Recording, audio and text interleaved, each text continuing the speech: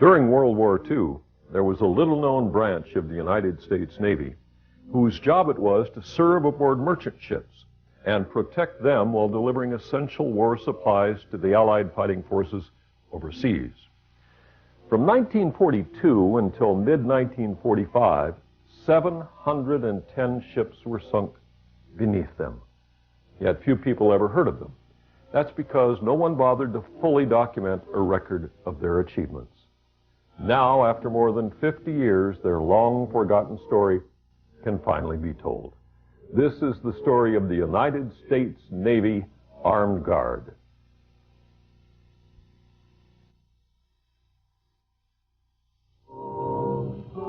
An ally is in peril, and a lifeline is flung across the top of the world. It is the most expeditious way of feeding embattled Russia from democracy's arsenal. The shortest route. But for the pregnant ships, the grimmest, the harshest, the cruelest. At German air bases in Norway and Finland, detailed reports on convoy movements come in from long-range reconnaissance planes. The Nazis have a magnificently effective plan to change the color of the Arctic from white to red. How? Slaughter. Slaughter. Slaughter.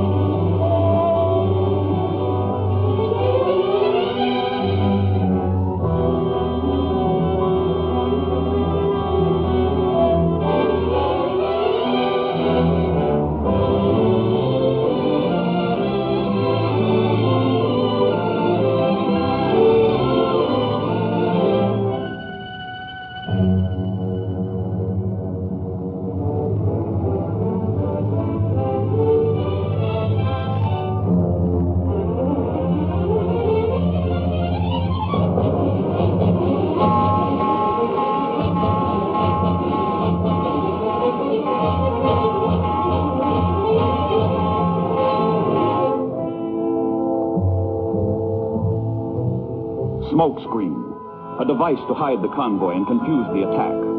Any and all means of defense must be taken against the terror about to strike. High-level bombers and low-level bombers, torpedo planes and strafing planes, submarines, the entire holocaust of Nazi fury.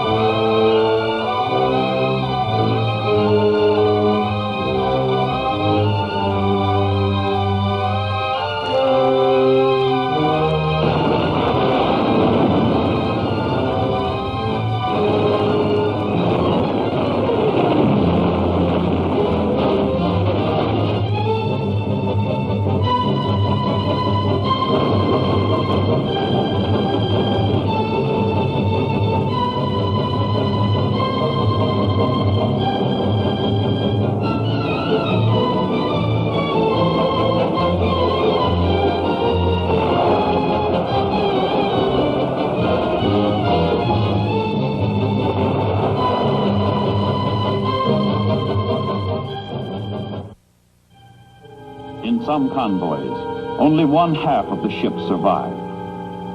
On no other sea route are losses so high, casualties so terrific. Even for those who survive the German onslaught, the end is not yet. Another ordeal, as fierce as enemy action, scourges the ships and men of the Murmansk run. The name of the ordeal, weather.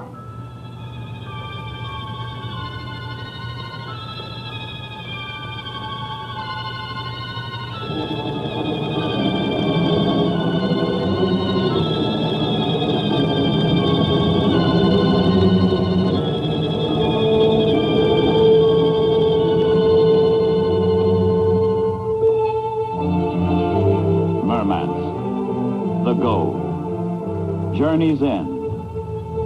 Through its ice-free harbor pour many thousand tons of Allied supplies that sustain a friend, whose call for help we are pledged to answer. Here American, British, and Canadian seamen make their proudest boast.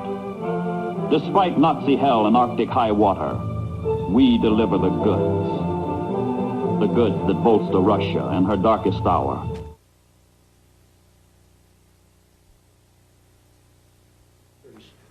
Would you please state your name and where you live?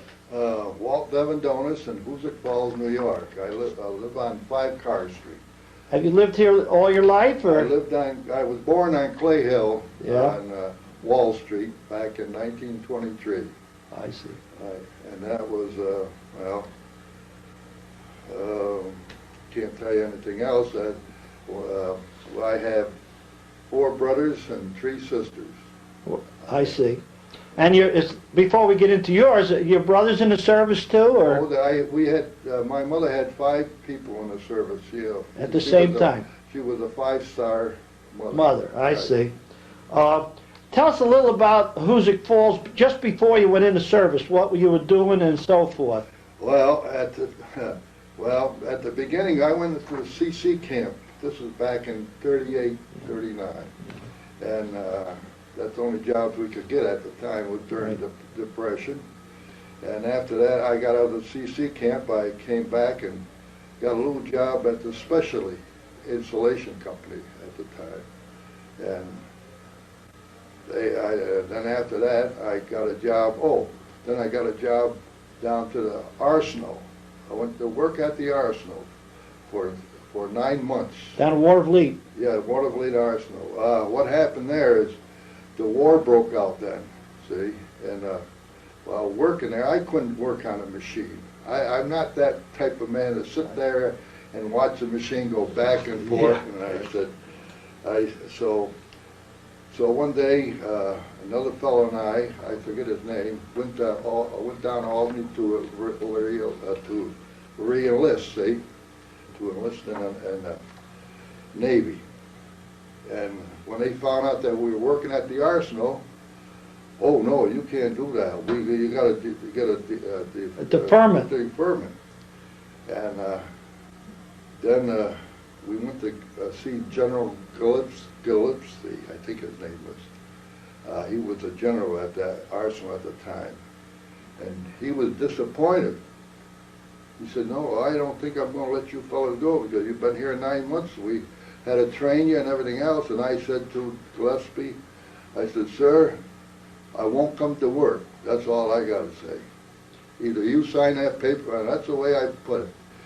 And he sat there for a minute, and he stood up and he shook my hand. He said, "Okay, Mr. Davendonis, I'll let you go. I see. Good luck to you." And then you had the permission to join the Navy? Yeah, then I got into the Navy. Yeah. I see. All right, now tell us a little about that. How long between when Gillespie signed and how were you in the service? A week later, I was taken on a bus up to Sampson Naval Base. They had the first F unit going at the time now. There were a lot of other units, but this was the first unit going. This was back in 42 now. I see. And let's see, we only had six weeks training up there. That's how they were pushing you out. I see. But then they transferred me down from there down to Little Rock, Virginia for gunnery practice. You know, we never had a gun, shooting a gun up there. Right. And what happened there, I'll just put this hat. What happened there is one of the officers that wanted to know if I know anything about guns. And I says, "Oh, I worked in the Arsenal down making big guns like that." Yeah. "Oh, you did?" He said, "Well, you ought to take a gunner's mate rate, you know." So he gave me a book to study, nothing to it, a book, I mean a third class gunner's mate. And right away, I got a gunner's mate rating, third class gunner's mate. I see. Which you take care of one gun on a ship when you're, you know. I see, sure. But anyway, we got on the first ship I was on. They sent me down New York. It was the SS Kentuckian. It was an old ship made in somewhere in China, I guess. It was all riveted, and it was changed from coal to oil. And a man who lives in Hoosick Falls, well, he don't live in, he lives in Buskirts. His name is Lawrence Cassidy. We call him Hopalong Cassidy. I don't know. And he was a merchantman at the time on board the ship. And he was one of the oilers, and I was a gunner. And we got acquainted, and well, I'll tell you that story in a minute. Anyways, we left New York on a convoy of 15 ships at that time, and about 3 days out of, well, let's see, three or 4 days out of Nova Scotia, see, the ship behind us got hit by a torpedo right on the stern of us, and all we know is the 2 ships on the front of us got hit. And I could always remember the man on the bow, the gunner on the bow would say, we'd have earphones on, and he'll say, Dave, he always called me Dave. I don't know why they called me Dave. Davendonis was an easy name, but Yeah. Dave, and I said, what? And then he shut up for a minute, and he said, oh. He said, you know, we had a torpedo go by the bow just about 15 feet in front of that bow. Wow. That's bad news. Oh. Good news, it missed. It missed. So this is but we got over, we lost 4 ships altogether before we got over to Liverpool. That's where our destination goes. How old were you at this time? 20, let's see, 21 or, no, not even, no, 19, sorry. That's good, because if you're a young fella, 19, going, yeah, 19. getting right into the thick of it. Yeah, and anyways, then we come back to the States, and I lost Hoppy. Hoppy wasn't on that ship anymore, and I stayed on that ship over a year, and then I got. What was the duty of the ship? Well, the duty of the ship is bringing cargo over to England for the invasion. You know, I mean, they needed supplies. See? So it was a supply ship. Supply ship. And you went back and forth across the ocean. Yeah. Well, that was one of the ships there. Now the next ship was the Bernard and Baker, brand new. I got a picture of it. If you want to see it. Yeah. Can I show the Yeah, picture? sure. I'd be glad to have it. it. Might come out on there. Oh, it'll come out. There it is. I can. Well, here's that new ship that I was on, right here, if I could show you. Right here. Yeah, I got a good picture. I just zoomed in on it. Okay. All right. Now this ship that I was on, it had more guns on it. Now it had a big 5-inch 38 stern gun, a 3-inch 50 bow, and 8 20 millimeters. And I took care of the 5-inch 38, which I was the gun captain. It took any aircraft for a surface gun. It was 5 inches, a big gun, and we made a trip. Let's see, this was back early of '43. It was, and we had to go to Scotland for some reason. We went from New York to Scotland. We lost 2 ships at that time coming across now again. And these submarines, you can't shoot at a submarine because you can't see them. Yeah. You know, even a periscope, you shoot at periscopes and you're shooting at a thing a mile away, which looked like a little fish pole more or less, see, and you can't hit that either.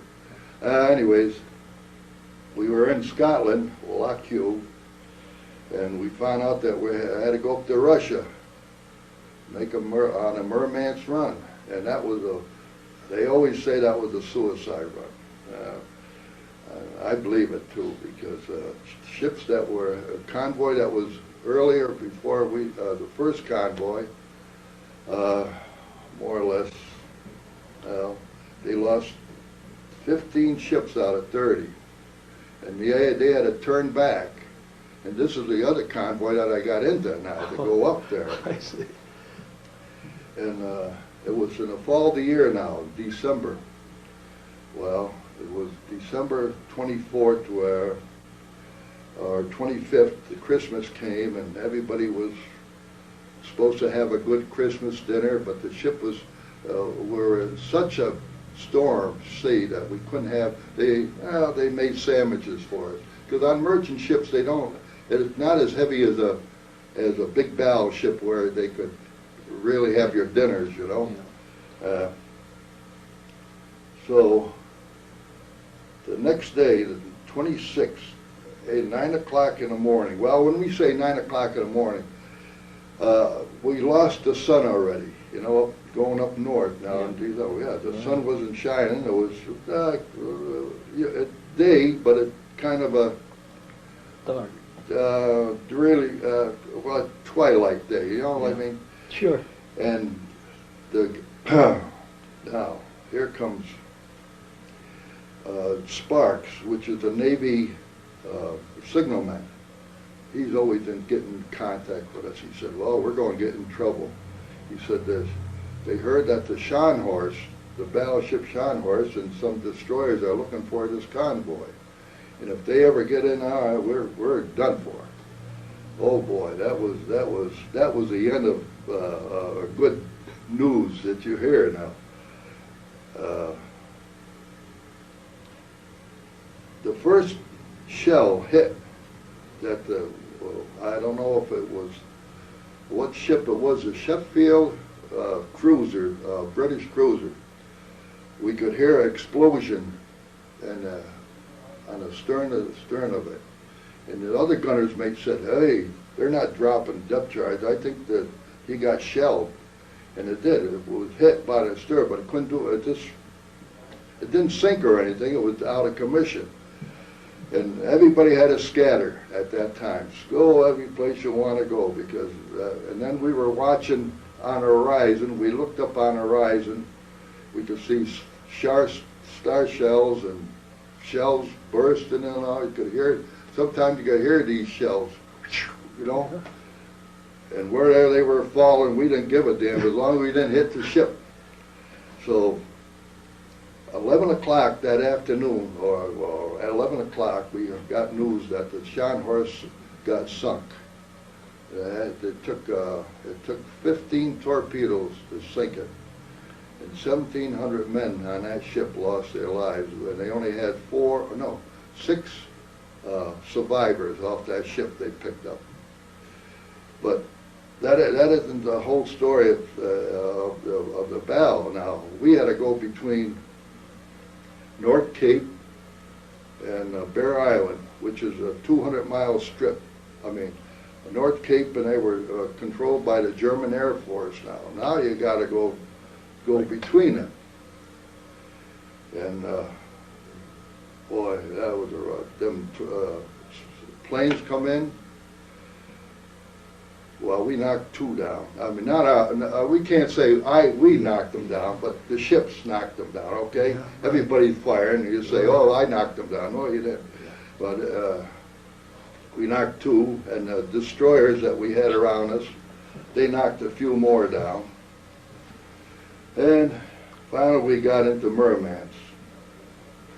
We stayed there from New Year. No, 5. I think it was January 5th when we got there. We went down the river, and by the way, our deck cargo was 2 locomotives on the bow and 2 PT boats on the stern, and the holds were all filled with canned goods, Russian, for the Army, donated by the U.S., by the way. Now I'm trying to think of we got into near the dock area. They took the locomotives off, the PT boats off before we got to the dock area, and it took only 4 days before they cleaned us out, you know, right? And then they pushed us out in the river, you know, where we had anchorage. Now the river wasn't frozen over yet, and then we went through the first air raid we went through there was, they were trying to hit the dock areas. They weren't trying to hit the ships at all because, if the ship was in dock, they would try to hit it, but most of the ships are out in the center. We went through 11 air raids that I know of in 1 month's time. And February came, my birthday is on the 3rd of February anyway. And let's see, the temperature was 52 below zero. It was one of the coldest winters they had. And imagine, it's always the coldest winters they have when I'm there, all right? Right. And that wasn't that bad, 52, but when it got to 60 below, 61 below, for a week. How do you go out with 60 below you? We had these face masks we put on. You know, you had holes in it and then like that. Well, you're waiting to go back? They were just holding you there? Yeah, that's, we were just holding us there. We couldn't do it. Well, we had the liberty, if they call, we could walk. Well, now the ice comes in. Yeah, now it must have froze up. Yeah, it was froze up, but they kept the thing open because they dynamite. These Russian would dynamite to make sure the ships don't freeze in completely. You know, and then your ship is moving once in a while. You can't use up all your oil, you know, but you got to have the oil to keep the heaters going and have boilers. And so how long did you stay there until 3 months. I went out. We got out of there. Let's see, April. We started out there in March, the end of March, and with icebreakers coming in, you know, really, and well, we went to the village quite often, or up in Murmansk quite often since we were there, to have a few drinks. That they had a place for the Merchant Marine and the Navy, see, and then on the way down, being empty. Oh, before it go down. Now, this one air raid we had was one air raid. The planes that came across our ship was so low that you could see the swastika on it. You could actually see it. Yeah, you could see the swastika. But I mean, we couldn't shoot because we're not ordered to shoot when we're that way, because on the hills that we were like involved in kind of a hill where the gun replacements up there, and then if you shot, you're liable to hit the Russians, which were all right as far as I'm concerned, but we not supposed to shoot. But boy, when they get by you, you can shoot, you know, shoot down and up. You can't shoot towards the hills. I see. So it's funny, you can see those. You can even see the man in it. That's how low they were. Yeah, but they were more or less hitting the dock area, see? Trying to get rid of the docks. Railroad tracks, see? So anyways, so on the way back down, we lost 2 ships, empty ships. Now, the some Marines figured, well, they might as well hit a ship and get it. That way, that ship won't be loaded no more, right? Well, we got back to New York, and I got a liberty to go home for a week. So I come home for a week. And then I got back, then I had to go back down. And when I got back down, we found out we were going to go down into the Mediterranean somewhere, you know. And I said, well, that's all right. That'd be a nice place to be. It's going to be a warm spot now, you know. Of course, it's getting spring and summer now. And when I found out on that ship was loaded with nothing but 500-pound bombs and detonators. The ship was loaded with them. Yeah, it was a now it's an ammunition ship. Yeah. And Barnes, no, not Barnes. He was on the other ship with me. I forget the name of the other guy. He said, "Gee, Dave," he says, "if I knew that, I would have asked for a transfer right away." I said, "Gee, if I knew it too, I would have." I said, "What are we going to do?" He said, "Well, what are you going to do?" Nothing. We got to live with it. So on the way across, God help us, we didn't lose one ship on the way over, you know. Now this is getting in for 43 now, where detection of submarines were easy to detect, and they were getting more of them now. And they had sub-chasers and stuff. Well, we got in the Mediterranean, and we had to go all the ways up to Barry Yettley. Now, Barry Yettley is on the Adriatic coast going up. And we weren't the only ship. There were about 5 other ships with us, and with a couple, 4 or 5 destroyers, you know, guarding it. And and we had to hold up about 2 days before we got into Barry Yettley, because the Germans plane hit an ammunition ship up there and blew about 3 other ships apart and killed so many, I don't know, I forgot how many men, maybe 1,200 altogether on the dock and on the ships. And we were carrying ammunition too. Yeah, sure. So we had to get there, and finally we got there. We see ships galore, all smashed up, and they made room for us in one spot to get the cargo off. And boy, I was glad to see things get off. Them go, huh? Oh, well, not only that, after we were empty, then we sailed down to Oran, North Africa, and I met a gentleman from Hoosick Falls. He's dead now, D. Pitt. Remember D. Pitt? Yeah, D. Pitt, the judge? Yeah, judge. I met him in Oran, North Africa. But great. he didn't know me, I didn't know him at the time, because because I could tell you a little story on that. We're up on a hill there in Oran. The four gunners were on a table, and there were officers over on another table. And we were talking where we're from, you know. One guy said, "Where the hell is Hoosick Falls?" You know. I said, "Hoosick Falls is right on the Massachusetts-Vermont border, you know." And this man stood up. He said, "Who's from Hoosick Falls?" I said, "I am." He come over. He said, "What's your name?" I told him. He didn't know who. And he told me who he was. I says, I was on Clay Hill. He said, "Oh, do you know Edmund Skripsky?" I said, "Yes, I know him." He said, "Well," he said, "him and I are going to be partners over there. I'm a lawyer. I'm going to be a lawyer there." And he said, "I just moved into Hoosick Falls. Yeah? We might get together someday." That's great. Which we did anyways later on. That's a wonderful story. And well, anyways, then Keep talking. and then we had to get Moroccan troops.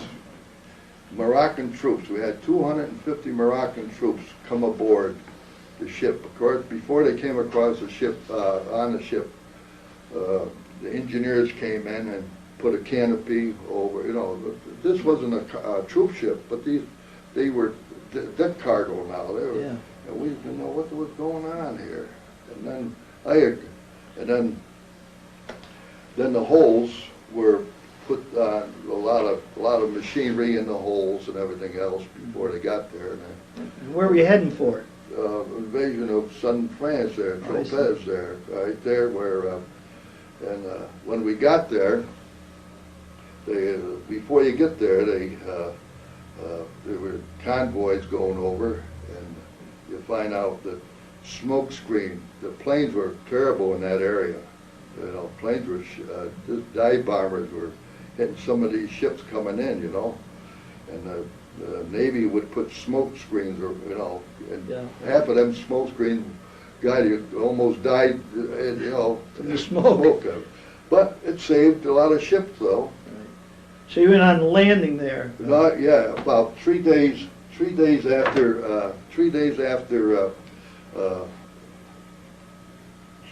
The main invasion was, we got there, and these barges would come out, and because they didn't have any place for us to go, and they would take the troops off on these well, not barges, invasion boats. Invasion crafts, they call them, with the thing. Then the barges come out and picked up the machinery that we had. Oh, we had only like bulldozers and some other, just for the land, clear the land out I see. on that ship. I was glad to get out of there. Then we got back out of there, and then we headed for back to the States again. And then we got, then I got another ship, which is the Blue Licks. It was a tanker in Baltimore, Maryland. We had to go down after a brand new tanker, C2 tanker, and it hold 5 million gallons. That's one of the big tankers. 5 million gallons of high octane gas. And on the way over to the in the Pacific, we had let's see, 14 P-38 planes for deck cargo that they were having. We made that Plus the oil. Plus the oil, and we had to go all the ways by ourselves, all the ways to the Philippine Islands, and it took us 32 days to get there. Not well. We stopped at Anahuac Dock and some places like that, but it took us and all run by yourself, all by yourself, and zigzag. Finally, we unloaded the planes in someplace off of I forget the name of it, the island, and they took them off in barges. And I recall about 2 days later, the whole squadron of planes flew over just to salute that, and it was in the New York papers too. And I never got it. To salute your ship for coming. Yeah, for bringing the planes over. Yeah, I see. All right, and then we had to go up near Okinawa somewhere, near that, and because there were 2 aircraft carriers that needed gasoline, because they needed it. So yeah, sure. we had to refuel them, and they were nice. We always had 4 big destroyers around us. Protect. Every time we went off the side, protecting. But when them suicide planes them for that week that came in, my God, they sunk a lot of our ships. Of course, we knocked a lot of their planes down. But boy, Kamikaze or something. They almost got us. About 3 or 4 came in at us, but we got them because the destroyers told us not to shoot them planes unless they come through their barrage. You know, after they shoot, then you start shooting. And we got them. And boy, I was glad to get that empty and get the hell out of there. Yeah.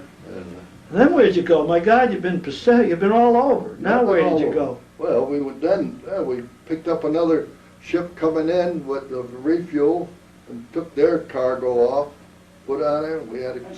We stayed over there over 6 months there. I see. That's it. And then coming back to the States. I mean, you were in the Navy plus Merchant Marine. It was really, were there Merchant Marine on those boats, or were they? There was a combination of Navy and Merchant. The Merchant Marine would run. The Merchant Marine would. No, the Merchant Marine would run the ship now.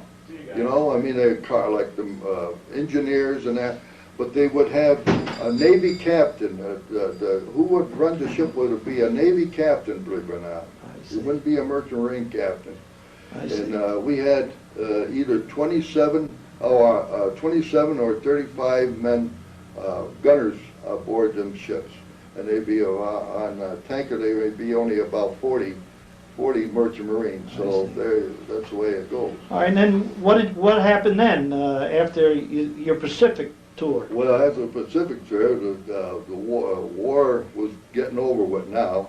After they dropped the bomb, we found out that, about 3 weeks later, when they surrendered, we started to get point system. Whoever had the point system could get home. Yeah. You know, and you should have had a lot of points. Well, I did. I got enough points, but this guy, Gerard Barnes, he was the other gunner's mate. He was married too, by the way. And he said, Dave, he said, hey, can you take my place And the guy, you know, I said, hey, I had enough of this. I'm going to get the hell out of here. Yeah, sure. So, 1945, I got out, see? See, then you shipped home. Yeah, then I shipped home. All right, and then you got discharged and you came back to Hoosick Falls. Yeah, I got... I see. And would you tell us a little, after you came back to Hoosick Falls, just a little of the story of, we got your war story. How about that medal that you got? Oh. What about that? Will you tell us about Yeah, that? well, the medal I got from the Russian government. After 50 years, now this is after 50 years I got that. I see. See? When did you get it then? Oh, about, let's see, about 4 years ago. I see. 4 years ago. And they gave it to me. Yeah, why don't you hold it up and we get to see it? Yeah, they gave it to me to the people who made the Merman's Run. Yeah. Well, and I don't know.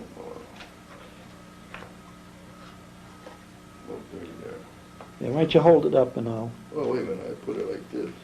All right, I can get it. I think I can get a little closer if you hold it up a little. Oh, okay. Hold it down, hold it more this way so I can get a picture of it.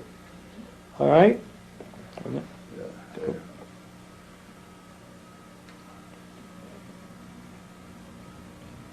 There, we got it. Okay, now take it back. Okay, I got it. Now, they said up there, they wouldn't, no, the people up there taught they always told their own people up there that they were doing all the work. I see, but they can admit it now, Yeah, so yeah. 4 years ago you got the medal. Yeah, now that, what's his name, Yeltsin get in there, and he says, well, we're supposed to do something for the Allies that, you know, work. So, You got your medal. Got my medal. So you came back to Hoosick Falls and what happened?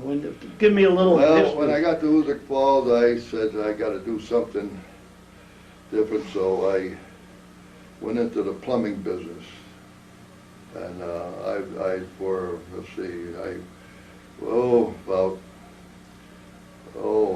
quite a many years I stayed in the plumbing business. And you got married? And I got how married. many children did you I have? had seven children. 7 children? Yeah, 7. That's wonderful. Four girls and 3 boys, and let's see, I'm going to think of something else. But then the trustee, I ran for trustee. In the village? Yeah, village. I was that in 72. I see. Yeah, I got there. I was in twice, I guess, that I know of. Oh, great. Yeah. Well, And one with Dick Severson, that time he was yeah, when he was mayor. Yeah. Well, I thank you for coming and telling us that story. That's a wonderful story, and I hope it comes out all right. it'll be great, and we thank you very much for coming.